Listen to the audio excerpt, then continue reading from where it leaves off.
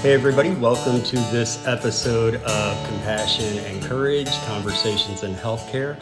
I'm Marcus Engel. I am your host. I'm a speaker and author and healthcare consultant, and this is the podcast where I teach compassionate communication, provide perspective, and inspire resilience.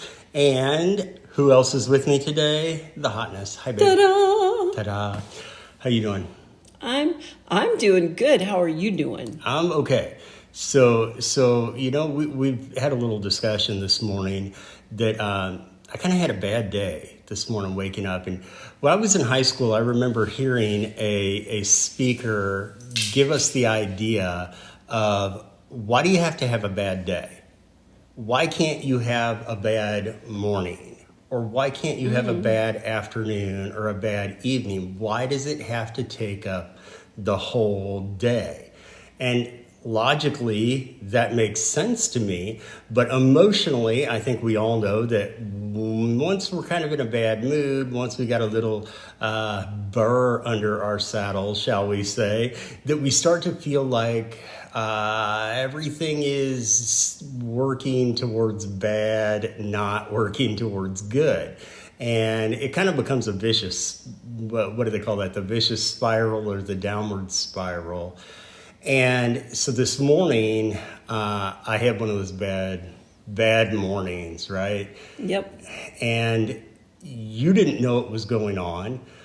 So this morning I woke up, I had to tell her this later. This morning I woke up and just had a few little issues here. First thing I do in the morning is typically take care of myself by taking my medicine and getting dressed, putting some clothes on, and then I immediately run in and I take care of James. I take him out to do his morning constitutional. I take him out for his first park time of the day, as we call it. And then I'll come back in, I'll give him his breakfast. I'll probably start a cup of coffee for you. I'll probably start a cup of coffee for me. And this morning, things got a little bit hijacked. We, for the last few days, have been taking this break here. We got a nice little long weekend to come to the beach. And this morning, I walked into the kitchen and things were not as I had left them last night. And so I had a little trouble and I knocked something over and I stepped on something. And then James was being a puppy and it being a little bit much of a puppy this morning. Got outside, taking him to park, and I got stopped by no more than 2 or 3 other dogs that were barking at him and distracting him. And by the time I got back up into the condo, I was just frazzled. And I've only been up for 15, 20 minutes at this point, right? Right. And it starts to, I feel like it starts to shape my day. And I sat there and I brooded over it for a while. And after you got yourself together, you came and sat down and said, "How'd you sleep last night?" And I said, okay. And you're like, "What's wrong?" Yep. My tendency usually when something is wrong like that is to kind of be quiet and not let my emotions drive my mouth, not let my anger or irritation drive my mouth. And so I usually just try to stay kind of subdued and quiet whenever I'm feeling out of sorts. And this morning, I thought it was unfair for me to just sit there and brood over it. And so I said, I got up this morning and this happened, this happened, this happened, this happened. All these things happened before I was even truly awake. And I did not want it to set the tone of the day. Here's the thing. It didn't set the tone of the day. And I think that's for one reason and one reason only, and that is that I first and foremost, I acknowledged that I was having a hard time, and second, that I disclosed that to you. I told you that I was having a hard time, which gave you a lot more empathy for my situation. And so how do we start to overcome our bad days. Because if you don't have a bad day or a bad afternoon or a bad morning every now and then, are you really living, right? Are you really Right. living? So how do you come over it? I know you and I are wired quite differently, but whenever you feel a bad day coming on, or you feel you start taking notice of the 3, 4, 5 things that have gone wrong today, how do you get past it? Well, I guess there's, like you said, there's different tools.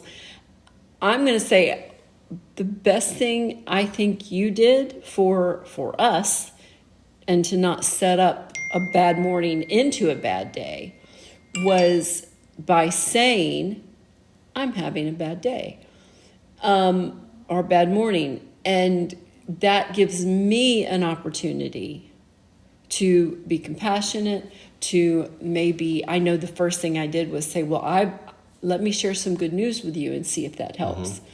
When we have a safe place to disclose, I'm feeling a bad day, and it's someone who won't then filter the rest of their day through, oh my goodness, he's going to be a grouch, and I'm going to try to avoid him, and then see everything you do through the filter of, it's a bad day.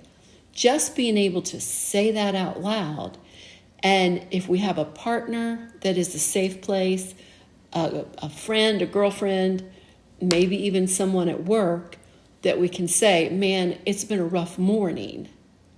And they can respond with empathy, but not set you up for a bad day, because then they just get nervous and they think everything you do is because you're having a bad day. So I think one of the best things you did was share that. I really believe in that. I'll usually say, if it happens, and it takes self-awareness to even know, but I'll say, I'm feeling kind of grouchy. I have no reason. So just give me a minute and don't take it personal. It's interesting that you say that. I'm grouchy and I have no reason, right? And that's the thing. I think we can find reason. We can always find reason. We can always find something to be aggravated and angry about. But I mean, you don't have to look too far to find organizations in our media that want you to be angry and aggravated and put out with a political side or a different side of society and culture. And I don't want to live there. I don't want to spend all of my time, the idea of count your blessings. I don't want to sit there counting my detractions. I'm not sure what the right word hardness, is there. Right. My difficulties. I don't want to count my difficulties. So for me, I feel oftentimes whenever I get into a bad mood that I am actually doing something good for my marriage, for my relationships, by being quiet and kind of detaching.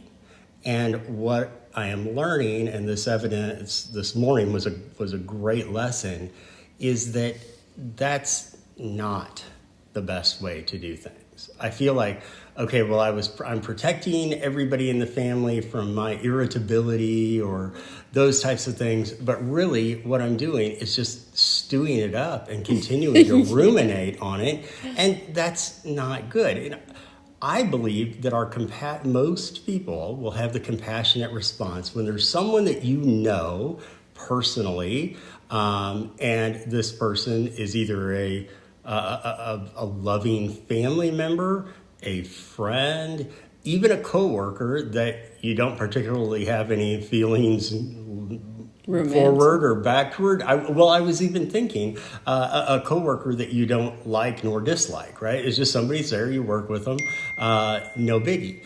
But even if it's somebody who we don't particularly have a relationship with, if we hear about their difficulties, I believe in most people, our heart goes out to that individual. A perfect example, you find out that one of your coworkers that you're not really close with, but you find out that they lose their parent. Does your heart go out to them? Of course it does. And so it's our natural response when we hear of another person's troubles to have a empathetic feeling that comes up inside of us.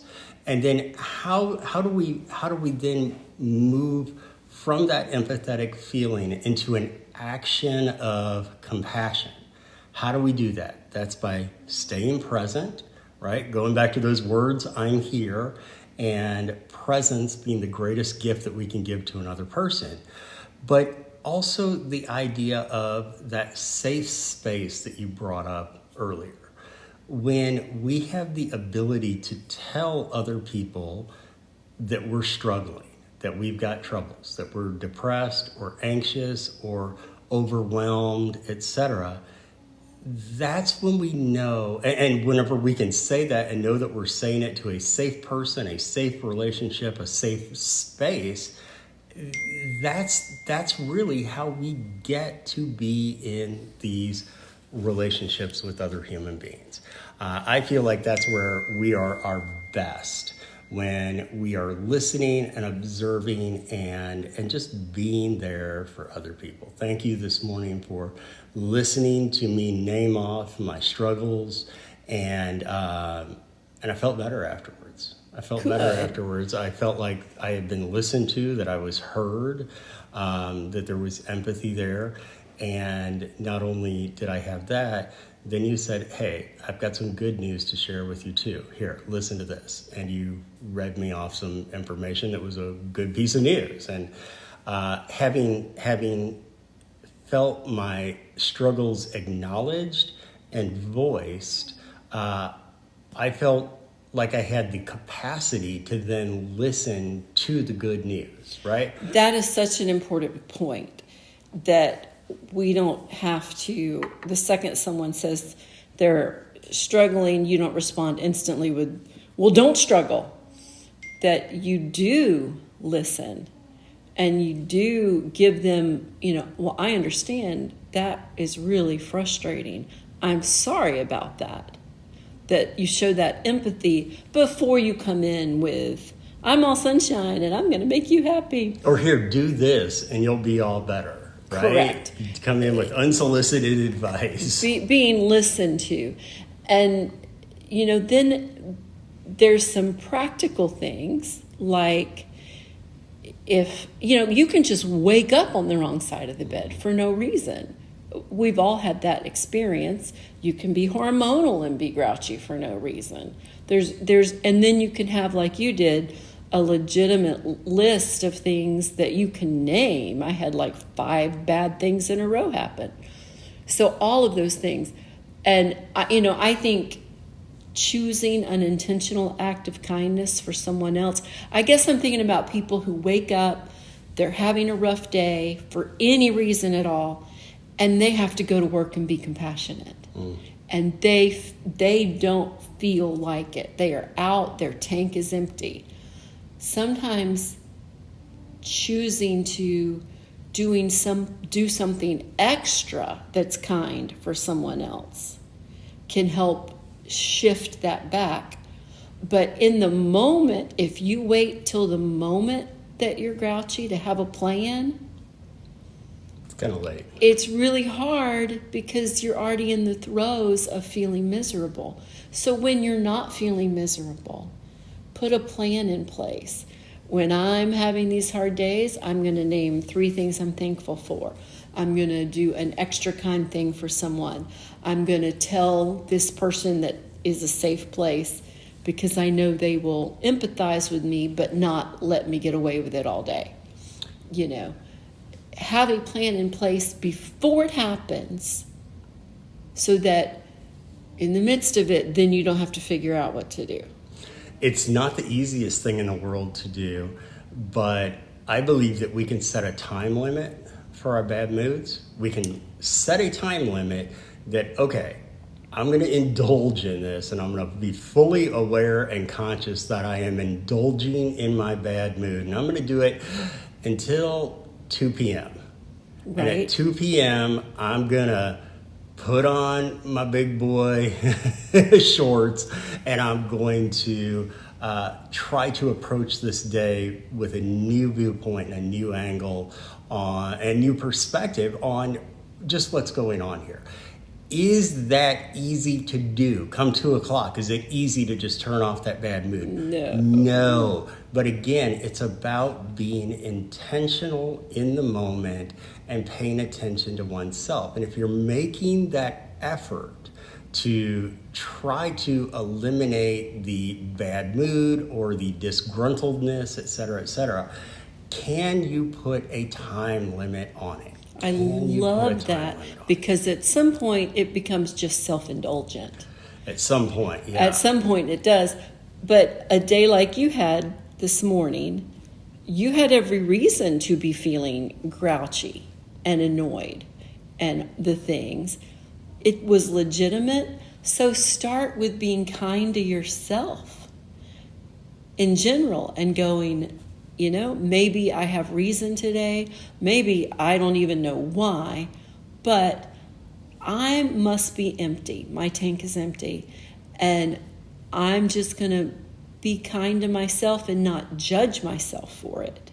Yeah. But at some point, then it just becomes self-indulgent. And at some point, we have to intentionally move towards a solution for this issue. Especially if we work at a job that requires us to be compassionate and present for other people when we're feeling like, man, this day sucks. Yeah. And I just want to get back in bed. But here I am, and I got to be nice to you, and you're not even appreciating it. Yeah. Which happens. But we can get through it.